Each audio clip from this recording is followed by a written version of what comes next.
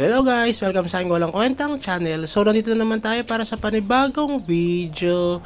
Ngayon guys ay sasagutin lang natin yung comment ng ating kasama sa YouTube channel natin na si Francis C. So sabi niya dito, same set, full option, same level, AG versus energy type. Ano mas okay boss? Siguro boss Francis C, no, to address your concern about this both characters or class doon sa Agi and Energy Elf. Depende kasi yan kung saan mo mas gusto na or yung playing style mo. Kasi mas kung gusto mo na mas mabilis magpa-level na naka AFK ka lang sa minions, kung yun ang madalas mong ginagawa, doon ka sa Energy Wizard, no? Doon ka maglagi. Pero kung gusto mo ng mabilis magpa-level kapag kapapatay ng RB, ng Red Boss, dun ka sa AG na Wizard. Yun ay para sa akin, no? Kasi mas mabilis para sa akin yung naka-AG type ako kapag tayo ay pumapatay ng Red Boss. Pero usual kasi ngayon, ako ay laging naka-AFK, kaya ang ginagawa natin ay nagpalit tayo ng Energy Wizard. Tapos, pagdating naman sa DS, kapag solo, mas mabilis ang Energy Wizard sa pagpapalevel sa dungeon, sa mga DS, no, Devil Square. Pero dito kasi sa amin, lagi akong may ka-party. So, mas mabilis ako magpa-level kapag ka AG Wizard ako, kapag ka may kasama ako sa dungeon. So, mas mabilis yun. Pero kapag ka solo lang, same kayong solo, sa AG at saka Energy Wizard, mas gusto ko ay Energy Wizard kasi nga mas mabilis siya makapagpa-level kapag ka solo lang siya. Pagdating naman sa Red Boss, mas mabilis kasing kumatay talaga ang agility. Okay? Ngayon, ang tanong, kapag sa PvP naman, kapag sa PvP kasi, para sa akin lang point of view ko to, mas, kung ang Fluorite, nakadepende kasi sa Fluorite to Sa PvP kasi, kung ang gusto mo ay Fire Fluorites ka, okay din naman yung Fire Fluorites. Pero para sa akin kasi yung Fire Fluorites, para sa mga Red Boss yan, para sa mga minions.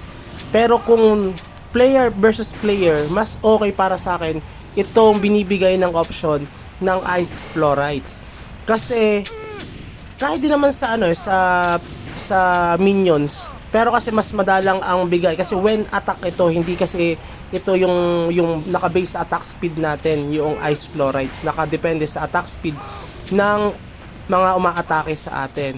So the more na mas mabilis umatake yung kalaban natin, the more na mas malaki yung chance na mag-trigger yung Ice Fluorite option natin. So kung kayo ay madalas makipag PvP, mas okay sa akin ang Ice Fluorite tapos AG type cast kasi kailangan mong maging matigas doon, maging makunat. Sabihin natin sa isa nating content na the more na mas mataas ang agility natin, the more na mas mataas ang ating SD na power. So, yun yung isa sa mga advantage ng mga agility type. Ngayon, tatanungin niyo ako kung ano ba ang mas gusto ko kung sakali ako ay nasa level 800 na. Para sa akin lang to, mas pipiliin kong mag-AG Wizard na sakto lang doon sa agility doon sa set. Tapos pure energy ako.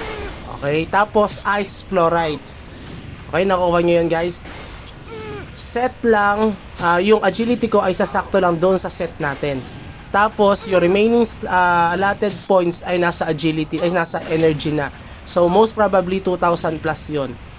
Pero meron kasi tayong tinatawag dito guys na yung fruits, yung mga crafted na fruits na ginagamit natin. Mambalak kong gawin kasi 700 ang allotted fruits na pwede natin gamitin. Ilalagay ko yan lahat sa agility.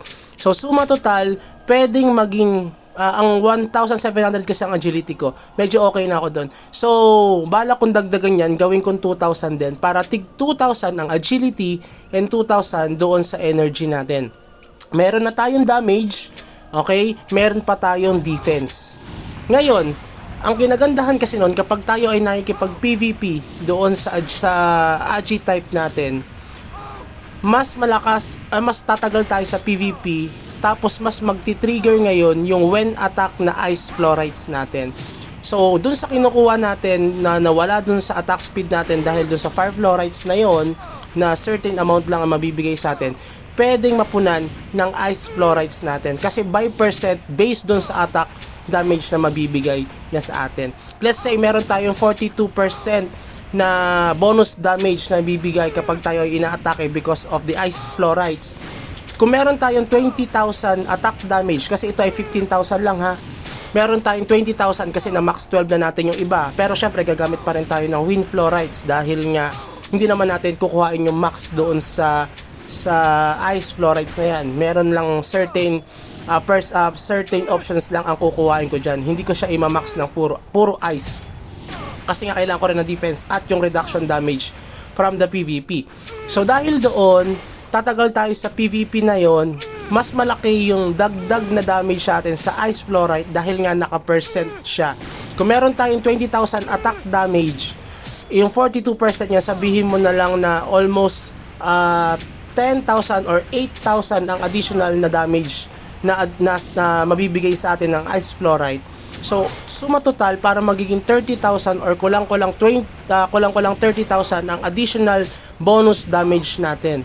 To think na yung fire florites ay ang maximum niyan ay additional 7,000 lang.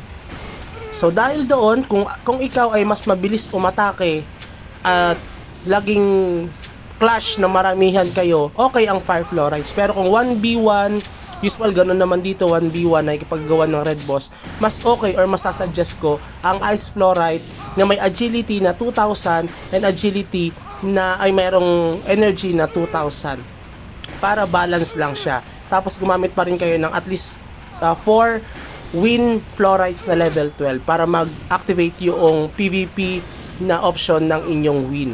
So uulitin ko guys, 2,000 ang energy, 2,000 ang agility. Pero hindi nyo nga kasi makukuha yon kapag wala kayong fruits na gagamitin. Pero since kung kayo ay madalas lang naka-AFK, ang sagot dyan mas okay ang energy wizard. Pero kung kayo ay madalas mag red boss, go for agility wizard. So nakadepende pa rin yan sa playing style nyo at kung madalas kayong nag-hunt ng red boss. Ako kasi ay naghahabol ako sa level tapos lagi tayo naka-AFK dahil busy nga. So kaya tayo nag-switch ng energy wizard dahil hindi tayo makapag-hunt ng red boss madalas.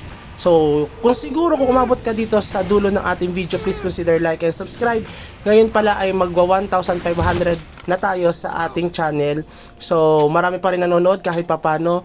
Kung kayo ay may mga katanungan dito sa ating nilalaro na MU Monarch, pwede kayo mag-comment sa ating comment section sa baba para ma-address natin siya ng maayos. So, magre-reply tayo pag kaya nating replyan, pero kapag hindi kaya, gagawa tayo ng video intended to your concern. Isang favor lang pala guys, wag nyong skip yung mga ads. Sayang din kasi yun yung madadagdag sa atin na monetization. Doon na lang tayo bumawi para kahit papano ay may ma-monetize naman tayo dito sa nilalaro natin, ay sa YouTube channel natin dito, dahil dito sa nilalaro natin sa MU Monarch. So yun lang siguro, have a good day, bye bye.